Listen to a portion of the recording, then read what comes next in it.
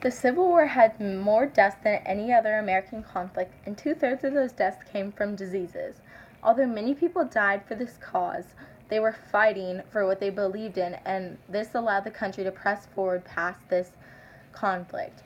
The Civil War was a battle between the North and the South, or the Union and the Confederacy, about whether slavery should be illegal or not. The Civil War had many important causes, battles, and outcomes that we will discuss today. Three of the major causes were states' rights, tariffs, and slavery.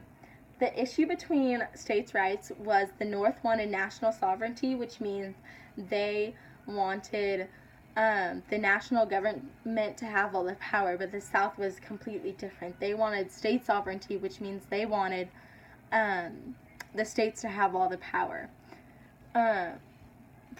Between the North and the South, the North wanted high tariffs to protect their manufactured goods from all the factories. The South wanted low tariffs because they didn't have any factories, and all they did was produce things that were from the fields, like corn and wheat and cotton. Cotton was one of their biggest cash crops. The issue between slavery is pretty obvious. The North wanted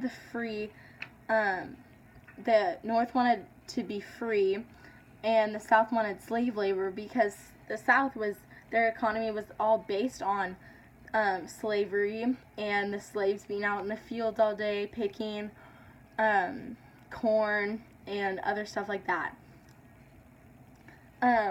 While reading Uncle Tom's Cabin by Harriet Beecher Stowe, I realized how terrible Southern African Americans had it. Even with kind owners, the slaves had a hard life, working in the fields or in a house all day. They never got a break. Three of the major battles were Antietam, Gettysburg, and Sherman's March to the Sea.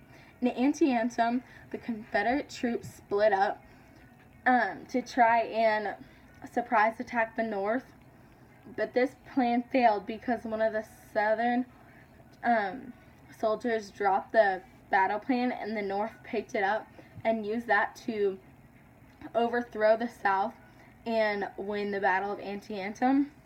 And a fun fact about Antietam was it was the bloodiest single-day battle in the Civil War history.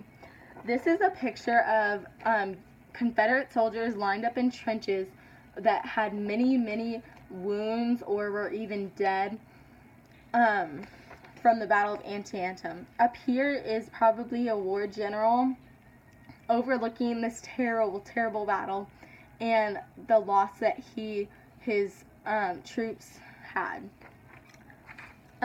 Gettysburg was the longest battle. It lasted for 3 days straight. The South was suffocated inside the town of Gettysburg, and the North was surrounding them. The North was moving in quickly, and the South was very hectic, and they weren't sure what to do.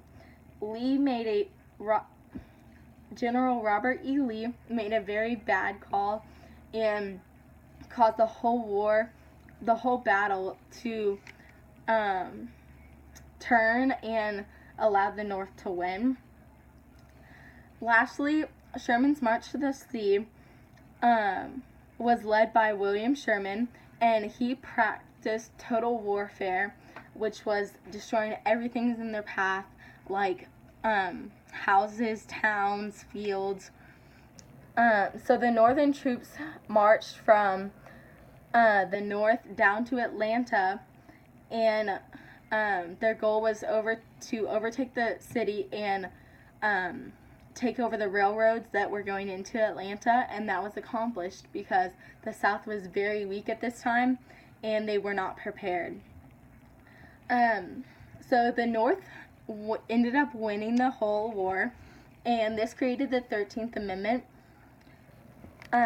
which made slavery illegal in all states.